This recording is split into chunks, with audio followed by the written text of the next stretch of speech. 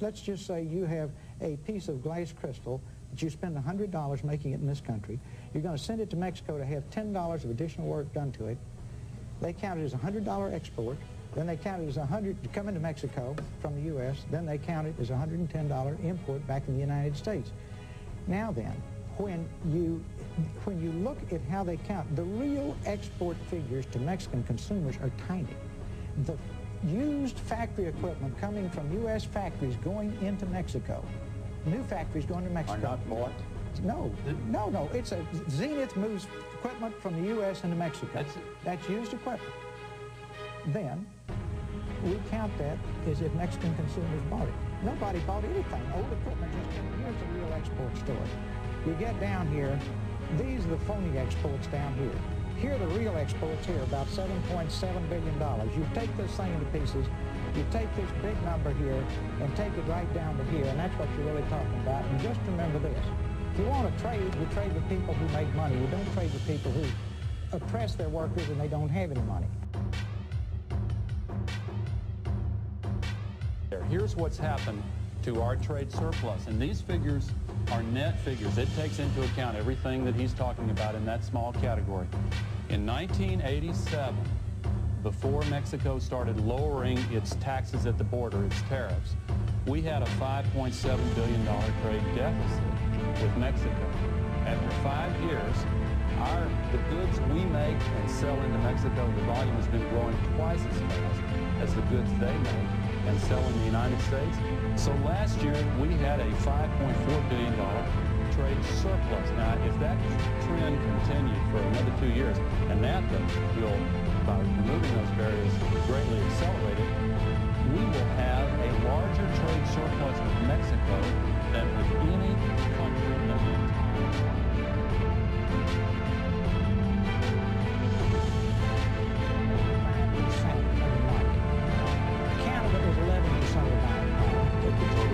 and Mexico is only 4%. People who don't make anything cannot buy anything.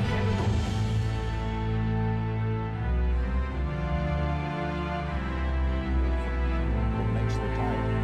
And he's a union member. He's going to benefit from this. Why is the unions aligned with Ross Perot? Why do we have this alignment of Ross Perot unions, Jesse Jackson, Pat Buchanan, and Ralph Nader?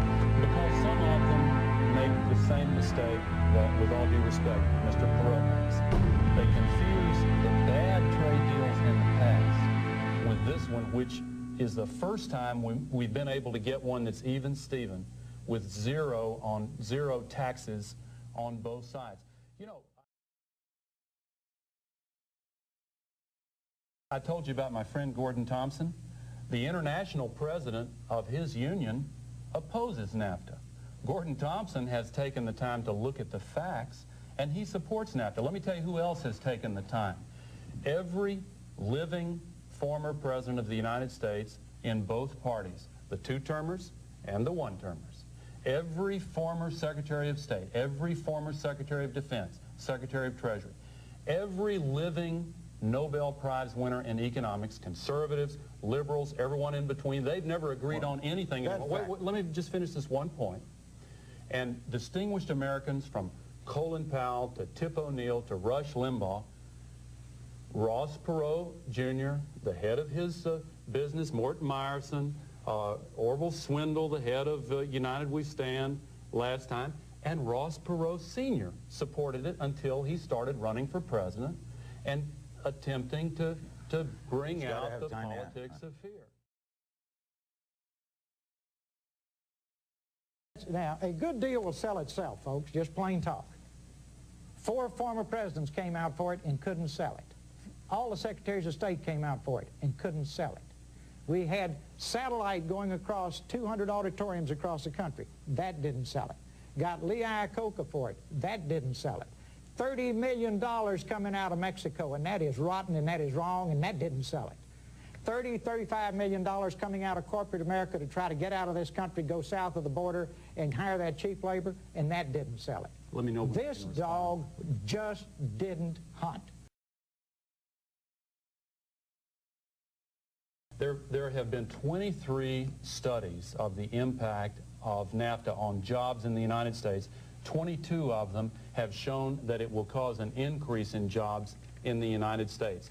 The one that didn't showed that there would be a decline in illegal immigration, and they counted all of the illegal immigrants as holding jobs, and when they were taken out of the picture, they said that was a decline. Everybody else says it increases jobs in the United States.